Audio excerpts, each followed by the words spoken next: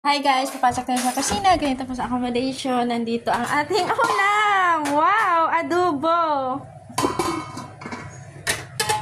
Kanin at andito ang ating manager. So yan yung ulam natin, adobo. And then, kain tayo.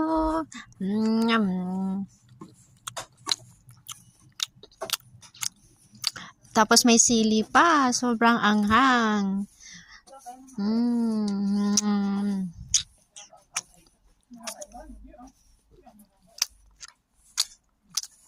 Super yummy.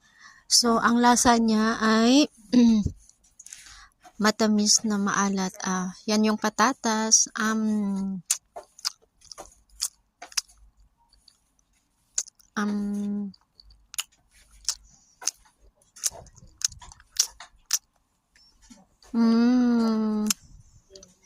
Sobrang sarap.